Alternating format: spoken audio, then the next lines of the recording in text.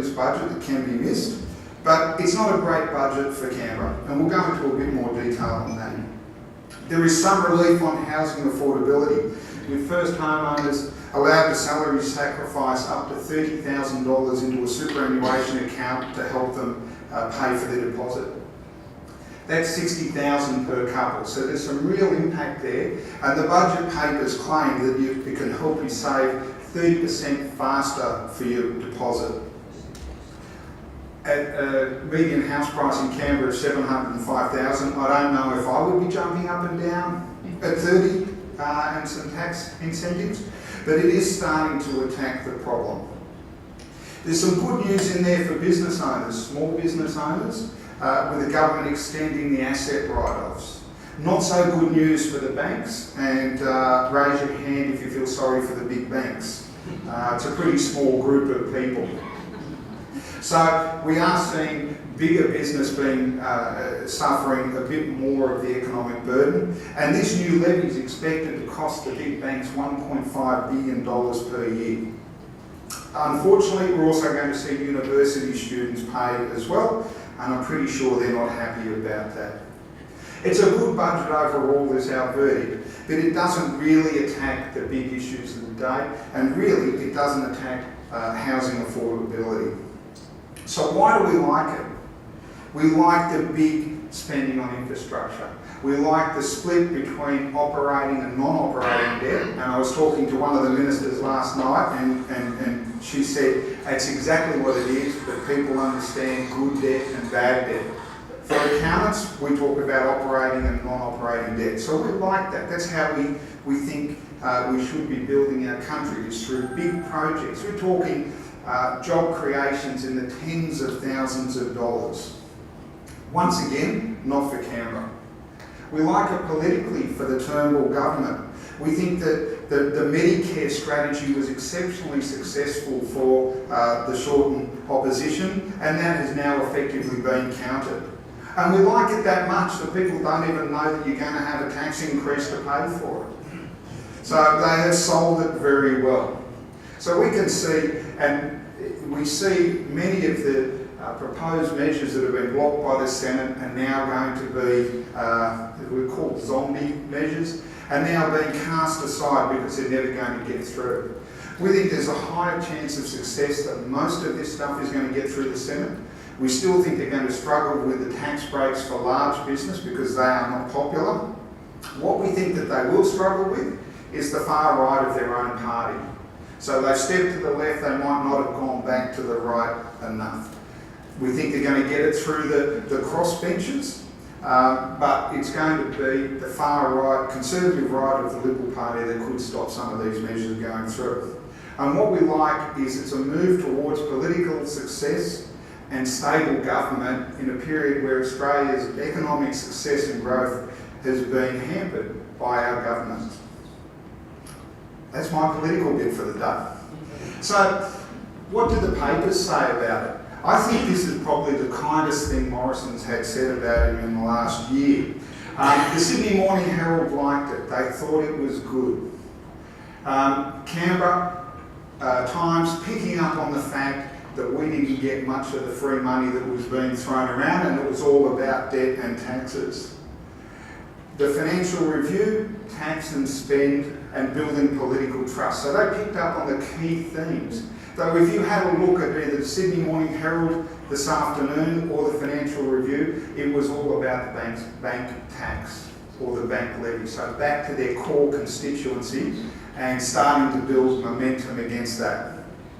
One of the last bastions of Australian journalism, the Daily Telegraph, has come up with this absolute cracker. I'm not quite sure what the unicorn has to do with it, but they are picking up on the optimism that this represents.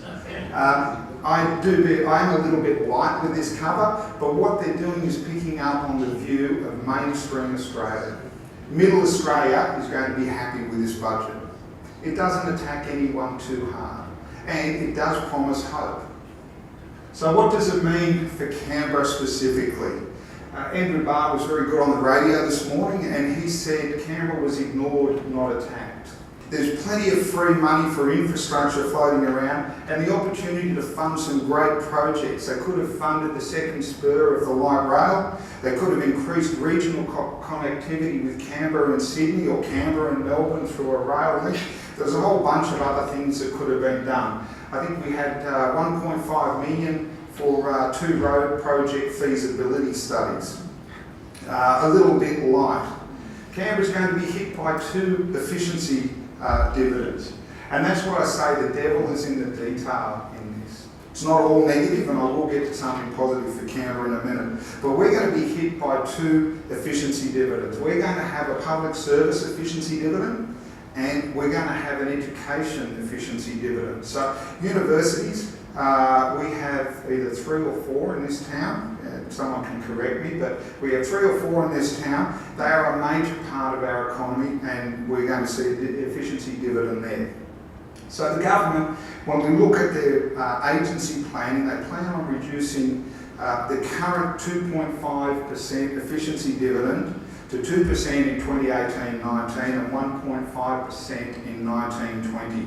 And this is really in the acknowledgement that you can only cut back so much. Our universities will be expected to deliver 2.5% a year efficiency dividend for the next 2 years.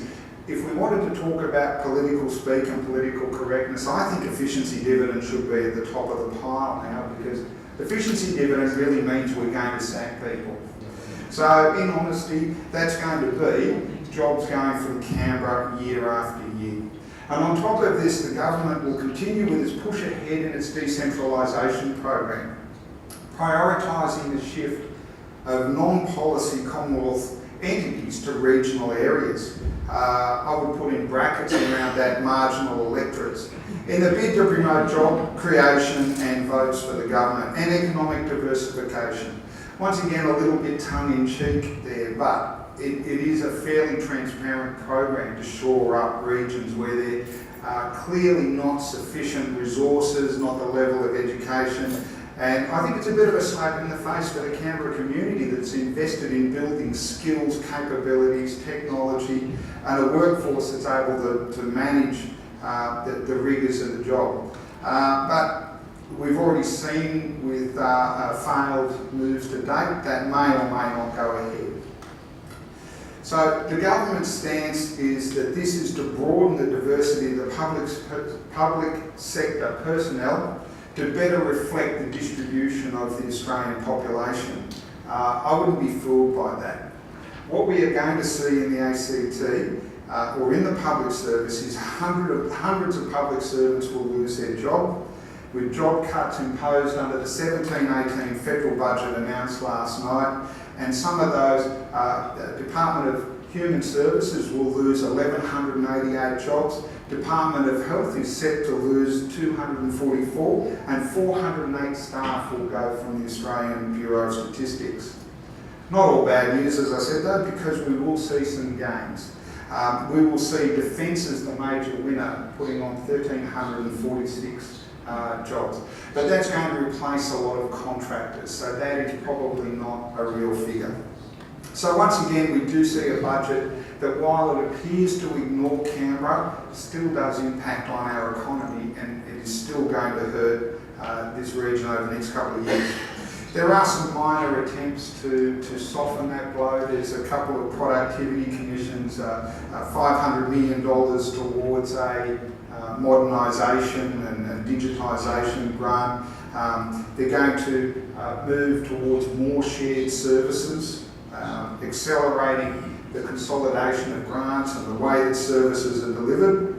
And they will be upgrading a number of assets in Canberra, nothing that significant. And they are going to continue to release surplus stock in terms of Commonwealth land and or Commonwealth rented property, which there is an amazing amount of B-grade property in this town that's rented to the Commonwealth and it's empty. So the public service is still under threat. What's the good news? If we look at the ACT business population, 97% of that is small business. So there are positives in this budget. So anything that applies for small business in this budget applies for the ACT. So we're going to see pressure on the government sector, but we're going to see support there for the private sector. And we're also going to see some of these measures that we're going to talk about in relation to the impact on you as individuals are going to impact here in the ACT. What's in it for big business? Big business, we are looking at, there is still this forecast of moving the tax rate down to 25%. Really unsure that that's going to happen.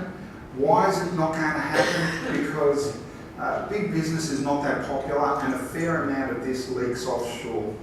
And with the Senate having that view, it's almost impossible to pass any sort of taxation relief to big business. We are going to see changes in skilled workers. This will also impact on Canberra, so we're going to see a levy on skilled workers. So economies like ours that rely on knowledge workers, special skills, are going to have to pay these levies. And if your turnover is less than $10 million, for a temporary visa holder, you're going to have to pay a $1,200 a year levy, and for permanent visas, it's going to be $3,000. If you're a larger business, that's going to be $1,800 and $5,000 respectively. And those funds are going to go into a training fund, the Skilling Australia Fund, and that is going to go into skilling up Australians to take those jobs. I'm not confident of the success of that measure because it's been tried before and it hasn't worked. We're seeing the big bank levy. So banks with liabilities in excess of $100 billion are going to have to pay 6 basis points on the value of that. That's going to raise about $6.4 billion over the forward estimates. It's a great term. When you listen to a budget speech, if they say over the forward estimates and they want to make a number sound big, divide that number by 4. So 1.5 billion per year or 6 billion over forward estimates. It's a good trick. I picked up on that last night because it happened a lot. So they're making the nasty numbers for big business sound big, and the stuff for us, they're making them sound small. So what's in it for small business? The immediate write-off for plant and equipment. As an accountant, my clients love this. This is actually a very real measure that impacts on the economy. This drives sales of plant and equipment, and it also saves tax for the small business person. I did speak to one of the ministers last night, and I said, well, why don't you just make this permanent? And she was very candid, that's why I won't name her. And she said, because we can't announce it again next year. So we would expect this to remain in place for the long term because it's effective and it drives investment where we need it, which is investment in plant and equipment for small business. The small business CGT tax concessions, one of the things that we need to look at in the budget is some of these measures around how they define small business. At the moment, it has now gone up through this budget to $10 million, but for the small business capital gains tax concessions, it's going to remain at $2 million turnover. That's going to impact you when you decide to sell your business. So if you decide to sell your business and you meet the current definition under 2 million, you're going to be eligible for a whole range of capital gains tax concessions. That's not going to go up with the rest of the small business test. So once again, tax getting more confusing.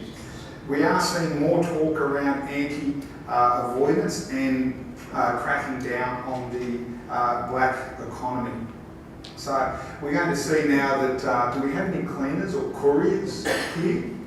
We're going to have to, cleaners and couriers are now going to be caught up in reporting of cash transactions the same way that builders do, or don't, but are required to. This is live streaming, and I will say that all my clients report their cash. Now, what we're also going to see, and I think this is a really interesting one, and it's one of the things that got almost no airplay in terms of budget reporting, but a prohibition on sales suppression technology. I don't know how many of you have ever run a small business, but I have heard that some small business people go through at the end of the day and delete sales and keep the cash. Probably a rumour, but the tax office has got onto it. So from this point forward, and we don't know how they're going to enforce this or do it, the sale of that technology is illegal. So you're not actually going to be able to go in and delete your sales. So that's going to be interesting. And I think that's going to have a real impact on the ability to push through. And you will then find, I would say the next step in this will be a marketing campaign to have people ask for receipts to enforce that sales are going through cash registers. So for small business, it's not exciting, but the key thing is this $20,000. If we were to say before the budget, what did we want? We wanted lower tax, and we're going to get that. So tax rates at 27.5%, and we wanted this $20,000 write-off. What's in it for you? This is where it gets a little more interesting. So the 2% budget deficit, temporary budget repair levy, that's gone. So we're no longer having to pay that extra tax on income over $180,000. We're going to see for individuals, for students, university students are hit quite hard. The universities are going to have a 2.5% per annum efficiency measure, so they're going to have to spend less delivering services. I think over the same period of time, fees are going up at about 7.5%, and when they graduate, the threshold for where they have to repay their help debt is dropping to around the 42,000 mark index. So they're going to have to pay more, and they're going to have to start paying it back sooner, and they're going to get less services. This could be one of those measures that hits the Senate and gets knocked back. It could be a bit of a straw man in the budget to get the other stuff through. We don't know. Medicare, driven by the Mediscare scandal and the talk around floating Medicare and disbanding it, and probably through some of the actions we've seen in the US and influence that those have on Australian thinking, they've decided that they will now guarantee it, so there will be a separate Medicare guarantee fund set up, and that's going to be funded by the Medicare contributions that we make each year. It'll be run by a separate authority, and hopefully that will help expand public service, but it's going to be at a cost. This and the NDIS funding guarantee are going to be at a significant cost. I've had a couple of people say to me today, isn't that great? We're going to put 0.5% into the NDIS, and I actually think it's fantastic. I think it's a great initiative, but it's just how we dress up an income tax increase. Doesn't matter how we cut it, it was going to be funded anyway, but let's put a clever label on an income tax increase and everyone nods their head, feels good, and it's fantastic. Good for the country, and also very good. Now that we know that the NDIS is going to continue, it's going to provide more certainty in that sector. So we're very happy with that. Housing affordability is the next big area. Individuals over 65 can contribute $300,000 from the sale of their residential primary residence into a super fund. So that is a residence, primary residence needs to have been a residence for 10 years. The $300,000 will not count for the $1.6 million superannuation cap, so it's going to be an additional to that, and it is going to count per person. So between husband and wife, it will allow you to contribute $300,000 each from the sale of your primary residence. You're not going to have to pass the work test. There are no other criteria around it, and it allows you to put that in there.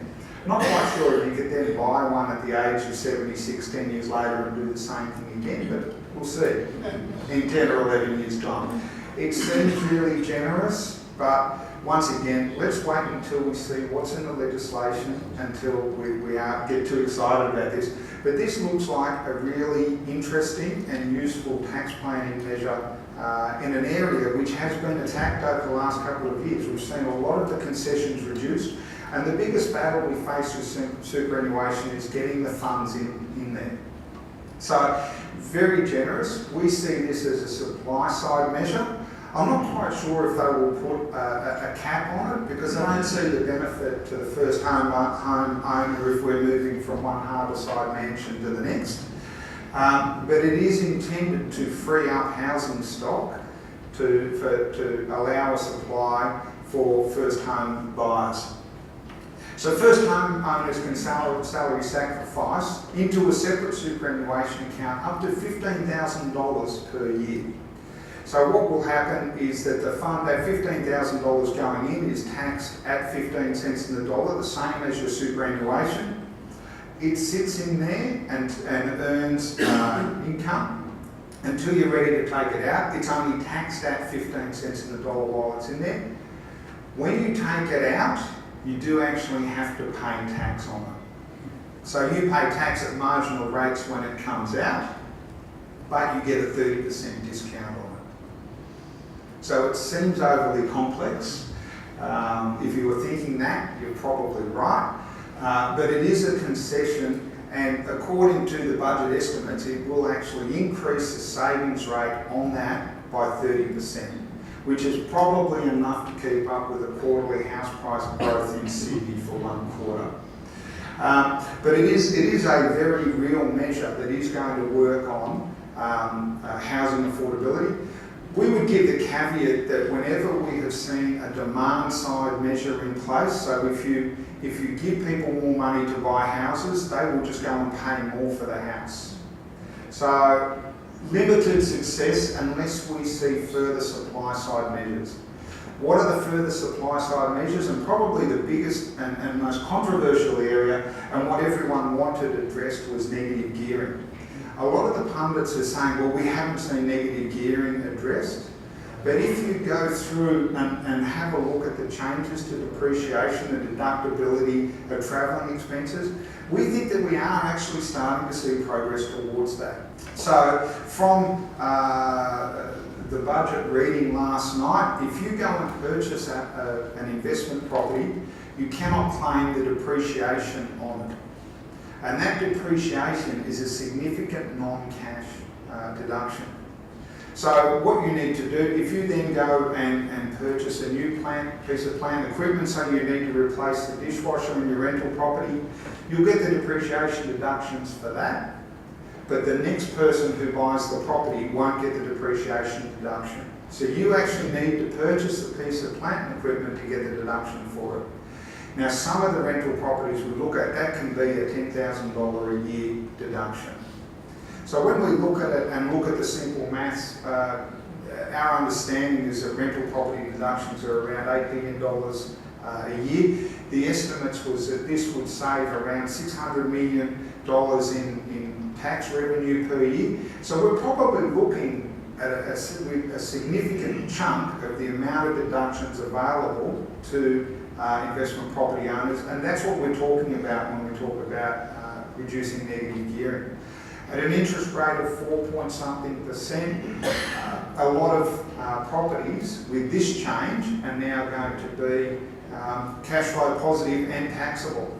So we think that this will be one of the unsung supply side measures in this budget, and it's probably the thing that we like very much. There is an affordable housing concession that has come in to provide more income, more low-income housing. So if you've hold it for a period of time, and then hold it for 3 years, you're going to get an additional gain or discount on your capital gain. So instead of being the regular 50%, it's going to be 60%. There are, however, some restrictions around what you can charge, what you can do with the property. It's something that we're going to see really well, going to need to see really well fleshed out before we think it's a good measure or not, because I'm uncertain whether the extra gain is going to offset the cost of holding the property, and particularly if it's going to be a low rental property. And foreign ownership changes, so we are seeing a restriction on what's called ghost properties. So ghost properties where it's not actually rented out, it's not occupied, it's just owned by a foreigner. So if it's not occupied or genuinely let for 6 months of the year, it's going to be subject to a $5,000 per year levy. So that's going to make it more unattractive for foreign investors to hold property and keep it unoccupied. There is going to be CGT changes. There won't be a primary residence exemption for foreign investors, and there will be limits on ownership. So if you want to do a new development, you're not allowed to sell, or you won't be able to sell more than 50% of that to foreign owners. Probably not a huge impact for a lot of people here in the room. And that is it for the year. So we can throw to questions and answers. As I said, it's a very limited budget this year. There wasn't a lot in there, but what there was in the detail. We think an understated impact on the ACT, and I don't know what we've done wrong. Hopefully someone actually knows Malcolm and Scott and can go and have a quick talk with them. I suggest if we were harbour side, it wouldn't be so bad. But it's an impact we have to live with. As I said, there are plus side because it's good for business in Canberra, and it's good for small business, which is what business is in Canberra. So with that, we'd like to throw it open to the floor for any questions. Down the back. Thank you. My question relates to First Home Super Saver Scheme, which is on unnumbered page 12. So it's after page 11. So what puzzles me here is you haven't got any dates. And the way I understand it is you can't start putting money in until next tax year. Yep. But what happens then, and you can't take the money out until 2018. So what happens if you start putting money in and then you buy a property before the 1st of July 2018? I didn't see that 1st of July 2018. So a very good promotion for our book put together by the tax team over in Perth. Apparently a number of them were up all night. My understanding is that the scheme starts next year, and I think with all of this, we do have a lot of questions about these things, but until we actually see the legislation, we don't know that it's going to work. I think the issue you're raising is a matter of interpretation and potentially misusing and misreferencing, saying you can't get it out till 2018, but referring to the 2018 financial year, which is the same year that you can put it in, so from 1 July 17. But we are still going to see it pass. We don't see it being a quarantining measure at all, because if you put it in 1 year and take it out in the same year, the only impact you're going to have is the 30% discount on your tax when you take it out, which is going to be a negligible impact. Do we have any other questions? I'm asking for opinion. Leaving tax reform, what needs to happen? Oh, that's a really good question. So the question was, for there to be tax reform, what needs to happen in the country? I think if we look at last year, we started to see the glimmers of what was real, or a foreshadow that we might have some true tax reform.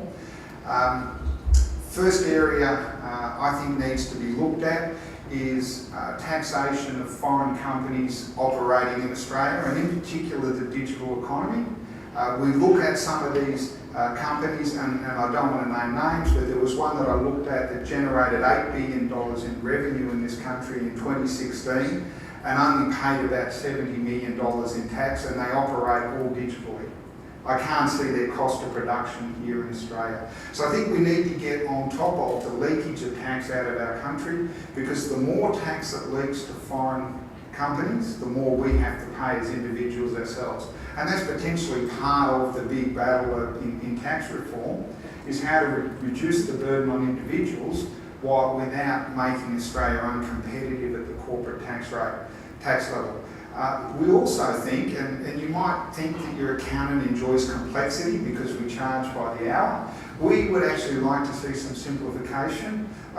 We look at jurisdictions like the New Zealand jurisdiction, who's had 2 increases in GST since they introduced it. The country survived, and the country's actually now the most prosperous country in the world.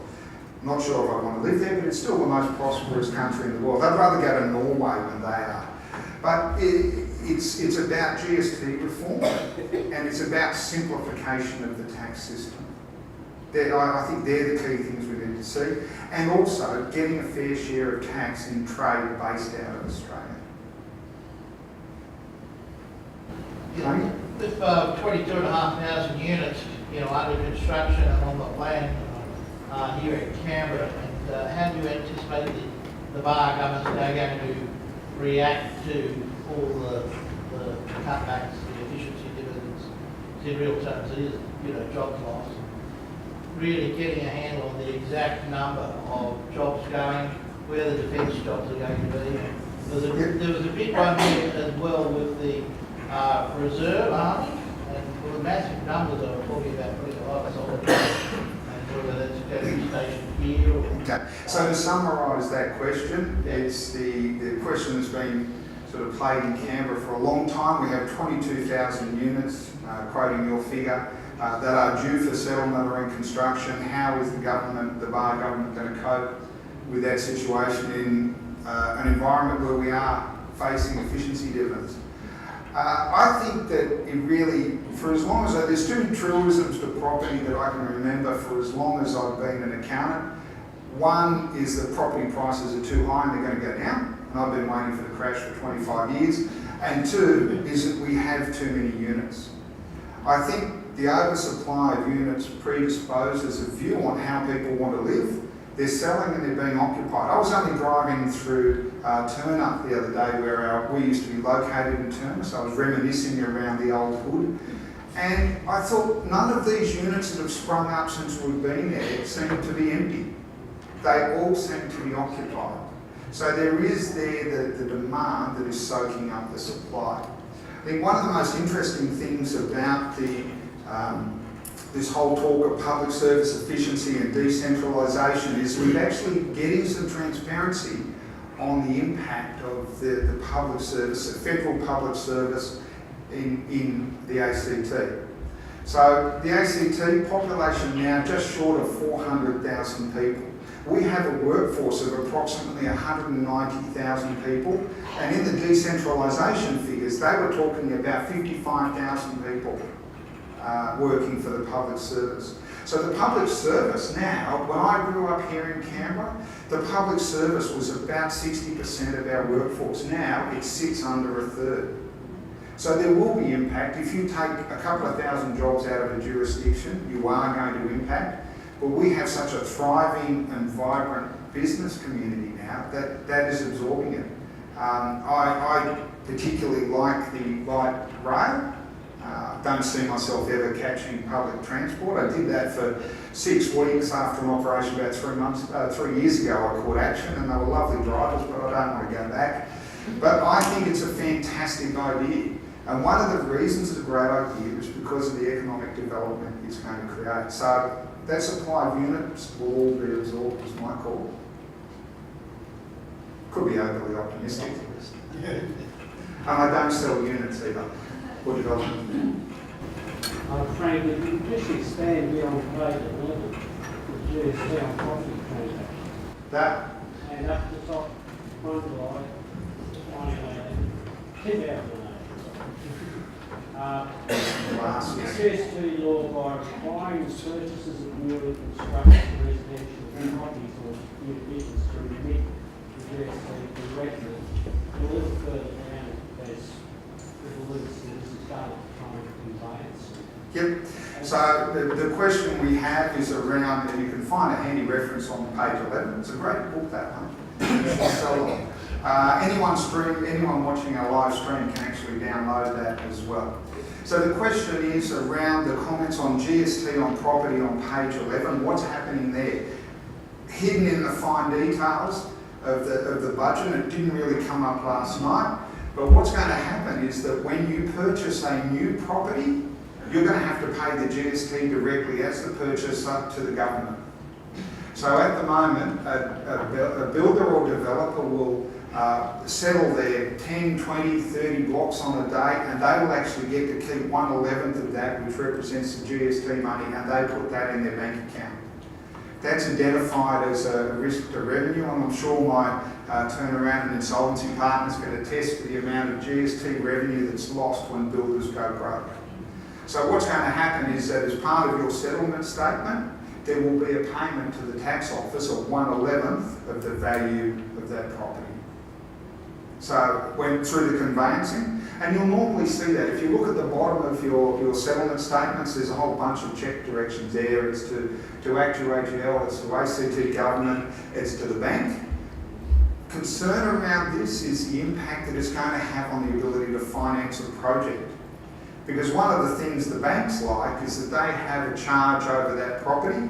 This is going to be another charge, and it's probably going to rank ahead of the banks, would be my call.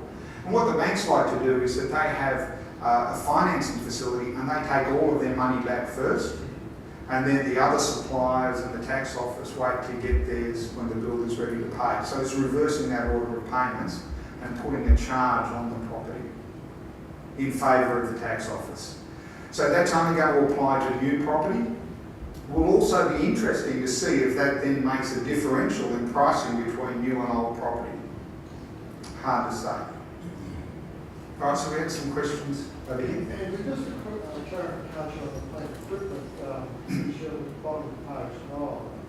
Are we only talking about Division 40 stuff and not Division 43 for the construction role, or are we talking about both? Okay, so the question is, when we look at non-cash write-offs for property, we have depreciation, which is on plant equipment. We have Division 43D, I think it is, which is on construction costs, and it's 2.5% of the costs. The question is, are we seeing both of them attacked? It says in the budget papers depreciation. So it was exactly my thought at the time was, is it going to be both? Because that would make a lot of rental properties taxable. It's only saying depreciation, but once again, let's see the legislation, because they may actually catch on to that and include it. But at this stage, it's depreciation only.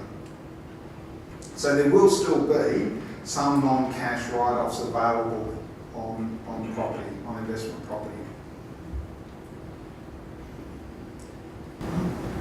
Sam? Now that you have the federal budget, what do you expect out of the ACT government, or what are you really looking forward to, or is there anything that you would love to see?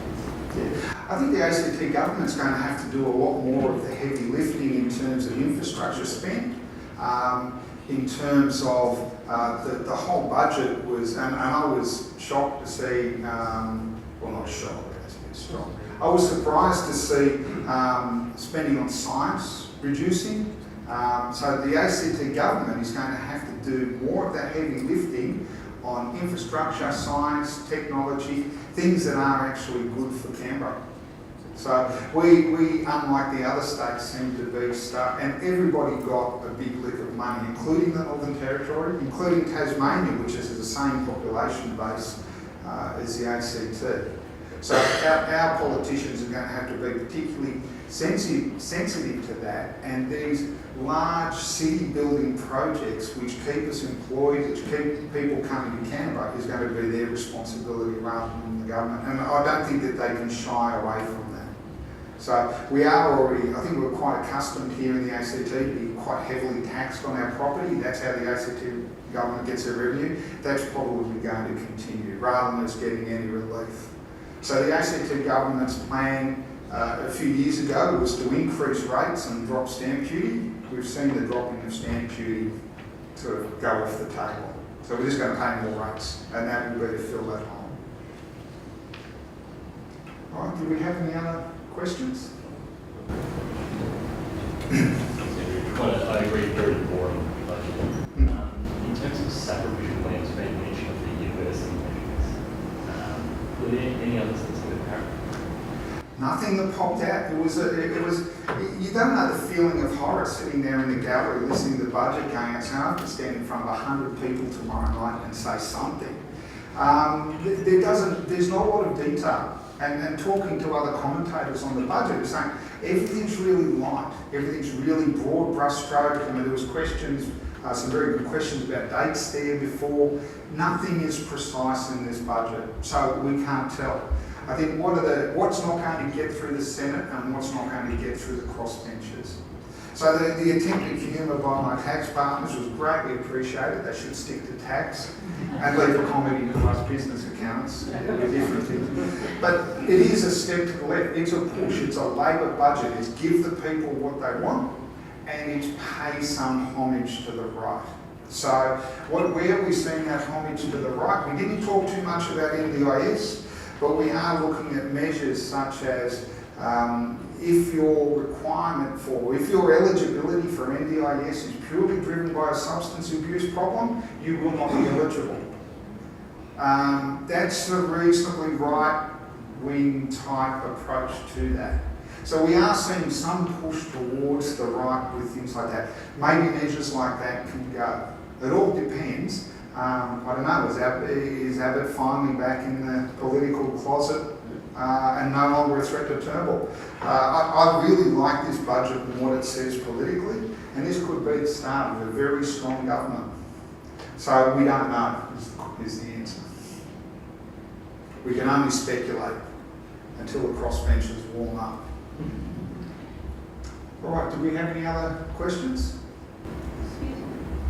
I'm very old, but I'm worried about the banks. Yes. Because I say if that levy comes in, who's going to be your shareholder? Mm-hmm. You're going to be getting Yes. There is no way to take income out of the business. So the question is around concern about the banks. If you're a shareholder in the bank, will you see your dividend stream impacted? The answer, according to the government, is yes, because they believe there will be integrity measures in place to stop the banks passing on the increase. And maybe that, Scott Morrison as a fairy on the front page of the Telegraph and the Unicorn played to that part, because I don't see any way that they can prevent it being passed on to customers.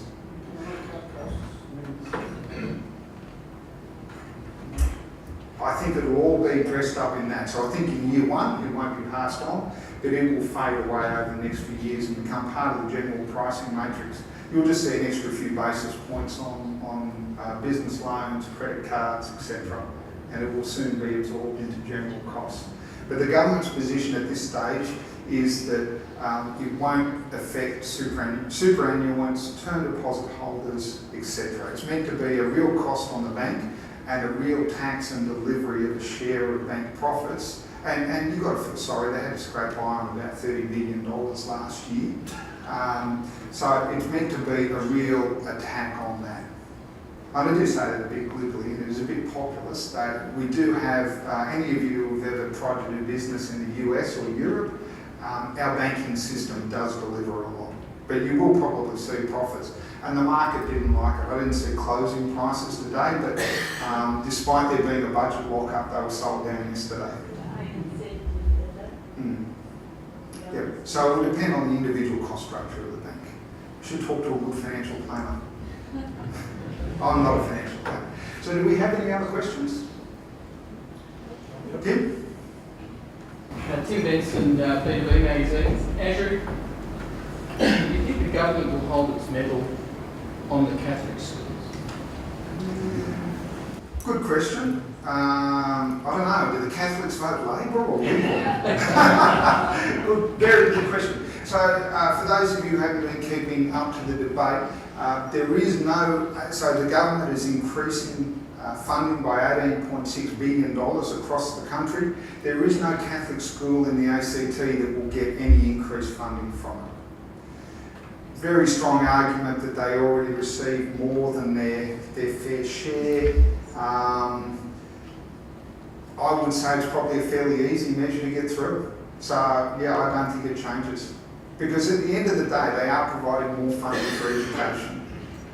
And it's always easy to say, well, the little rich kids can't get it anymore. Whether that's true or not, I do know I have, there's been some interesting conversation around it. We've had one of the headmasters from the local school, Frank's old school, where's Frank?